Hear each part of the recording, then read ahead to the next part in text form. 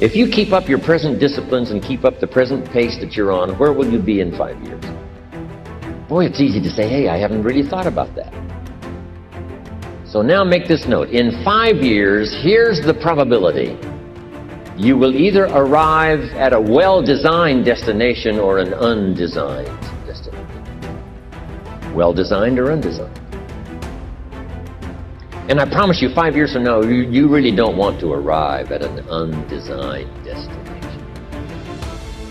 Because you may very well wind up wearing what you don't want to wear, driving what you don't want to drive, living where you don't want to live, maybe doing what you don't want to do. Simply because you didn't design a better destination. Neglect starts as an infection.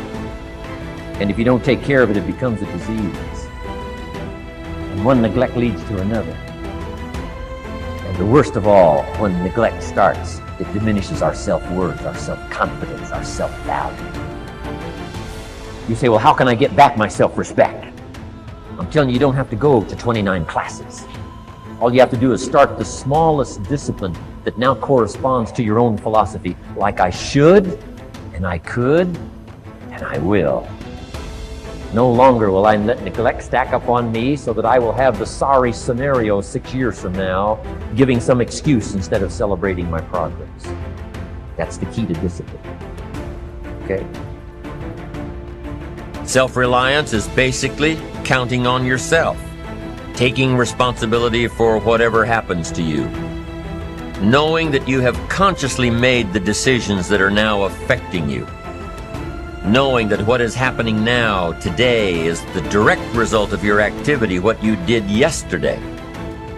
Now, being self-reliant doesn't mean you can't work with others or trust others. Self-reliance means counting on yourself, trusting yourself, being confident with yourself, being responsible to yourself, trusting your own instincts, trusting the conclusions that you have developed from your study of experiences and philosophies, taking the credit that is due you, learning from the mistakes that you have made, being self-reliant. Self-confidence also comes from the ability to rise above your circumstances, to rise above what happens, the petty little things, the discouraging things that would sink everyone else's ship except yours, that would cause someone else to quit early in the day, but you keep going. That kind of willingness to overcome all circumstances, whether it's the little challenges or the big challenges. If you're willing to do that, I promise you, this kind of power will work for you, and in you, the variable, it'll make a difference.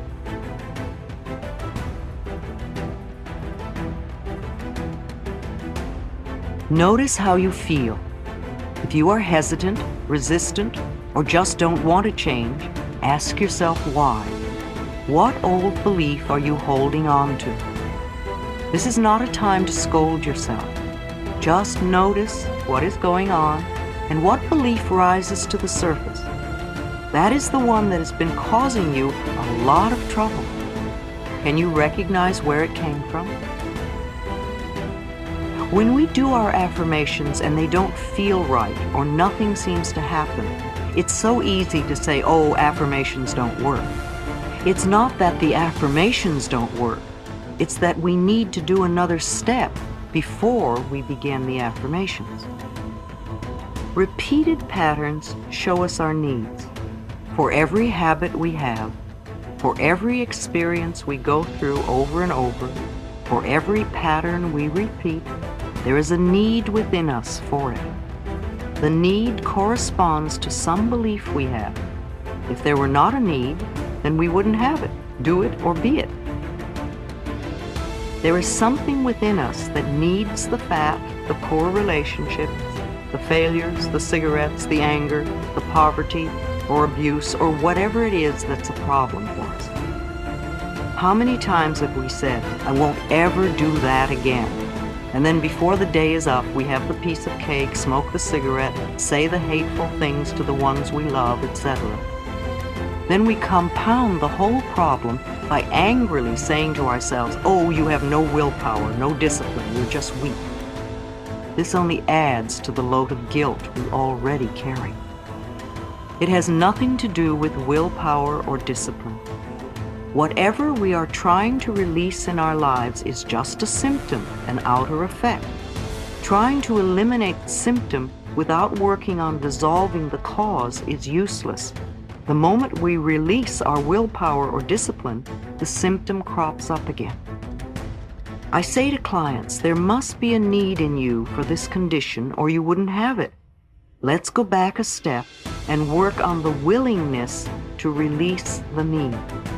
When the need is gone, you will have no desire for the cigarette or the overeating or the negative pattern.